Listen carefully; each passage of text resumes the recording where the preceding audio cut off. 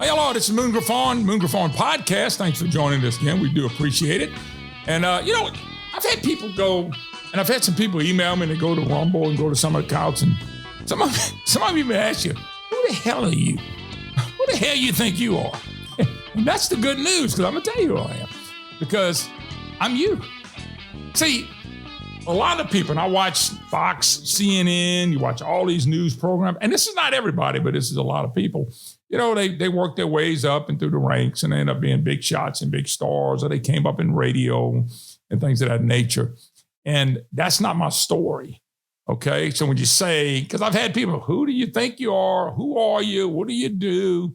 And I'm an old country boy from Louisiana. And what I've done is I used to listen to talk radio all the time. And I got a talk radio program. You can catch it 9 to 12, Monday through Friday at moongriffon.com. And so I do a radio program. I've been a radio host. I'm in my 30th year. I've almost celebrated 30 years doing a radio program, syndicated basically in Louisiana. I've also been fortunate to host the Dan Bongino show for about 5 or 6 times. And Dan's been gracious enough to give me an opportunity to do that. And I've always got a great response when we did that as well. But I started a radio program in a little bitty city. I say it's a city, it's more of a country city in Monroe, Louisiana. And when I went on a radio station for the first time, it was literally the first time I had ever been in a radio station in my life. You say, well, how can something like that happen? Well, I used to listen to radio. I used to listen to talk. And yes, I used to listen to Rush Limbaugh. Okay, Rush was my guy. Rush was the first guy I ever heard. And Rush was the king of talk radio. Anybody in the business, including myself, Rush Limbaugh made everybody that ever made anything in talk radio. Just telling you, that's just a fact. And the reason I'm telling you that is because when I listened to that program, I thought, wow, what if you take somebody off the streets? I just happened to be the guy because I thought of it. What if you take a guy off the streets and he walked in a radio program so he can talk and speak for the average person out there? Okay. This is how I got started in the radio business. I happened to know the radio group. And so I was able to get in, and they gave me an opportunity to do 4 programs. They knew me personally. People don't realize I was in a catering business. I catered for about 8 or 9 years. And so I walk in, I'm interested in doing a program. I won't go into details of all that because it took a little while to get on. And I had an opportunity to do 4 radio programs. The reason I wanted to get on the radio, besides I can run my mouth, is because I thought to myself, I don't know how all these people made it. And you watch this person and the son of this person, and this guy came from millions of dollars and all that. I didn't have all that. My parents were very middle class. My daddy was a chemical plant worker. Thank God for chemical plants. And he worked in a chemical plant for 35 years with 5 kids and my mom, and 5 kids he put through high school, and most of us went on to go to college. And then my mom was a school nurse. She actually was a registered nurse who became a school nurse, okay? So my mom and dad, 2 family incomes, 5 kids, and guess what? We were very middle class, and we lived like that. My mama, God bless my mama, she's still living. I lost my dad 5 years ago. My mama can take a penny and make a nickel out of it. She's just that good with money, and she had to be. Had 5 kids running around. We were playing sports, cheerleader, going to school, and all the things that we were going on. And guess what about my family? I want you to know, okay? We were as normal as you can be. So that means we weren't normal at all. We had things going left and right, things that go on in your house. I mean, we just that's as normal as you get. I would hear somebody say, well, what's a normal family? We were a normal family. Why? Because we weren't normal. Listen, thank God they took us to church and taught us about Jesus. And number 2, thank God they spanked the hell out of me. Thank you that I got slapped when I was wrong. And I thank them because you know what they showed us? Faith in God and the work ethic. That's what they showed us. And so I got a brother and sister, older brother and sister, younger. I'm the one that's the middle child. I'm the one that's the problem because I got middle child syndrome. I'm just telling you, I got middle child syndrome. So I'm going to sue them one day, not really.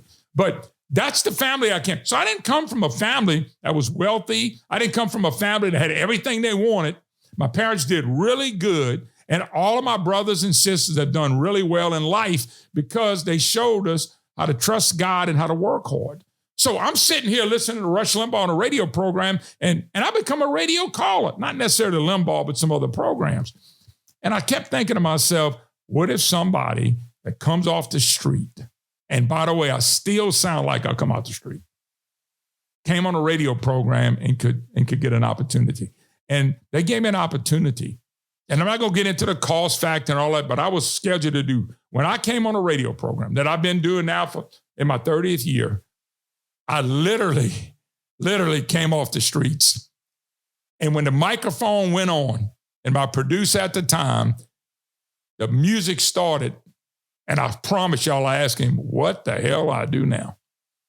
And guess what? He said, just say, how you doing? And tell him what you're on, what you're going to talk about. I said, okay. So he hit the lights, boom. I got on a program, and I said, hey, everyone, my name is Moon Griffon. Great to have you on a radio program. I told people about, I was a basketball player at ULM in Monroe, which was Northeast Louisiana University. And I told them some stuff. And I had prepped for that 1 hour. I could have talked for 7 hours. That's how prepared I got for that 1 hour of the program.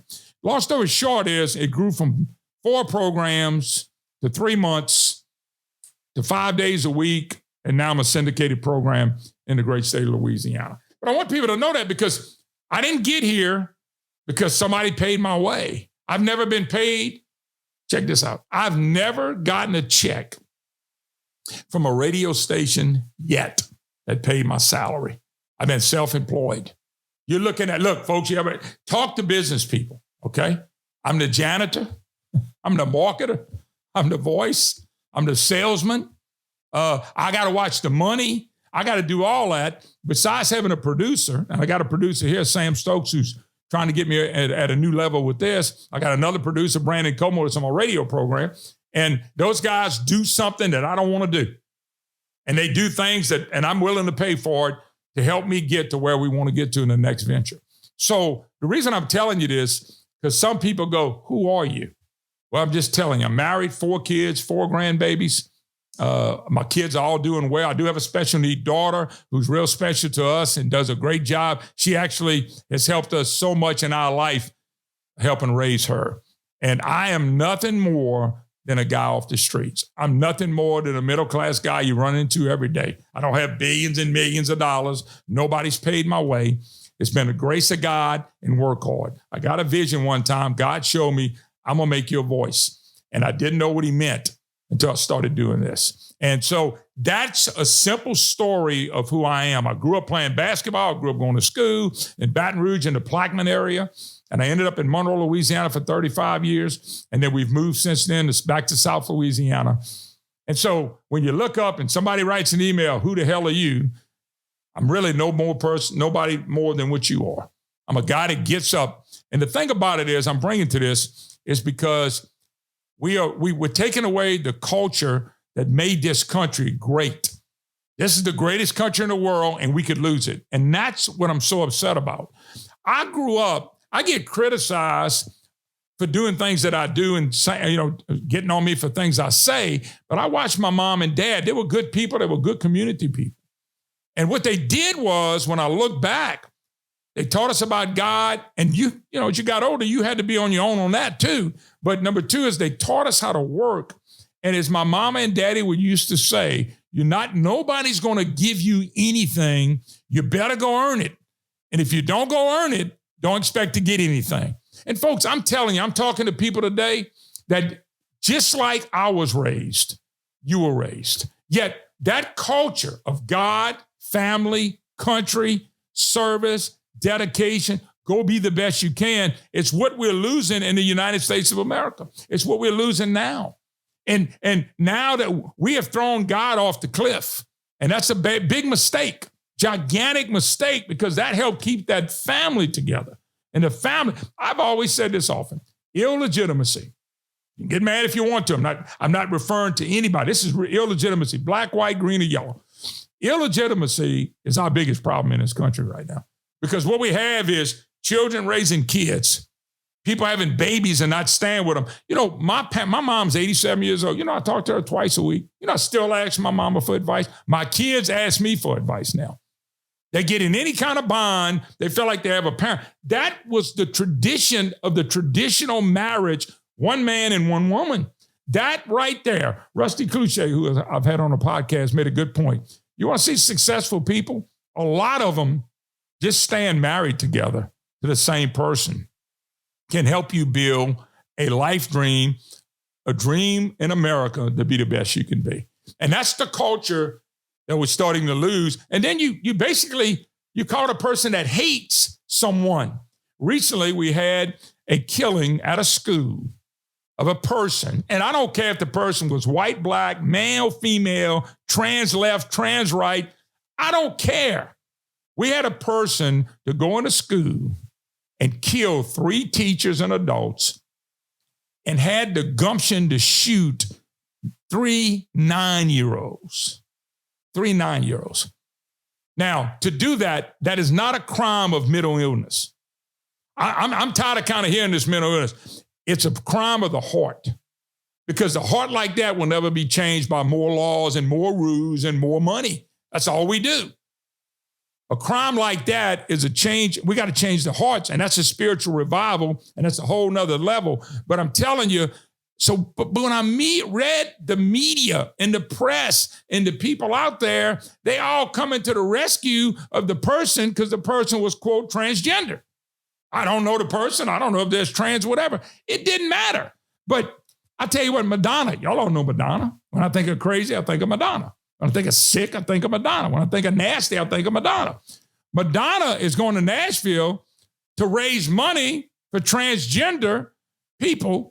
Transgender, and that's fine if she wants to, but the victims are the ones that were shot. They were 9 years old, 3 adults and 3 9-year-olds. And she's more interested in the trans stuff. I saw the majority whip, Democrat Clark, who gets on the floor and she blames Trump and MAGA and pastors and Christians and Republicans and everybody else. And I'm sitting here going, that's not who shot these kids. That's not who shot these people. It was somebody was really, really evil to pull a trigger on somebody like that. But they're going after Christians and conservatives and preachers and things of that nature when that's not what they ought to be doing. You know, I know there's people that need help, but God have mercy, you get a shooting. So what they basically saying is, well, this person's a transgender and they being mean. That's what they're trying to tell you. But I'm telling you, I didn't grow up that way. I didn't grow up that way at all. I grew up that you treat people like you want to be treated. I grew up where my mom and dad, when they taught us to say yes, sir, or yes, ma'am, to someone, he didn't care if you were black, white, Hispanic, green, pink, and yellow. My parents told me, you need to learn to do this. And let me tell you something. He didn't have a problem doing a left hook upside my head if I thought I was, could be cool. Yeah, no, we didn't do that. But all of a sudden, I'm the bad guy. All of a sudden, I'm the bad guy because a transgender person went in and shot somebody, and they did it because they were mad at somebody. It doesn't make any sense. It doesn't make any sense at all. This is evil. We're letting evil be counted for good and good being counted for evil. What God and the Holy Scriptures back us up and what science backs up, we throw that out the way. And that's the point I wanted to tell you. That's wanted to tell you a little bit about me. For the simple reason is I'm such a common guy. I'm not the bad guy because I have a belief system that starts with God. You're not the bad person. And yet, look at what the media and the Democrats and people are doing. They're jumping up and down about trans people. And you can be anything you want to be. You know what the fight is? And I'll close with this. I'll tell you what the fight is. For me, I don't think, they have drag queens at libraries and schools.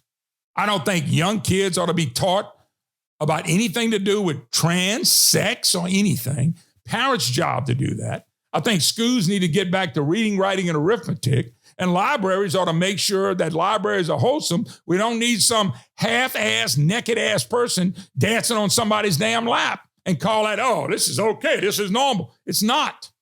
It's not right. But when you get a certain age and you want to go live that way, go enjoy yourself. I don't care if you're man, woman, be what you want to be. But let me tell you, when a person like me gets upset, is when you're trying to teach kindergartens and first and second and fifth and eighth graders about something that they could care less about. That's what I'm upset about. But I'm not going out, and most Christians and Republicans and conservatives and MAGA people, we're not going out to hurt somebody. But you go look at the other side, and you watch how evil they get and how bad they get. And this is just downright evil. So I'm just telling you, we need to wake up in America, and we don't need to lose our culture, because when you lose your culture, probably never get it back. And that's when I saw this killing. Somebody could walk in and shoot 9-year-olds is an evil person. I don't care who they are. I don't care if they claim to be a born-again Christian. I don't care if they claim to be trans, not trans, whatever. That's an evil person. It's an evil act. And we ought to be concentrating on the evil act and not so much whose fault it is, because the person that did it, that's the person's fault. And by the way, thanks to the policeman, that person no longer living. Folks, catch me next time. Please subscribe, Moon Griffon Podcast. You can check me out, moongriffon.com. Check out my radio program. But when you go to your podcast, tell a friend. More to come. God bless. We'll see you next time.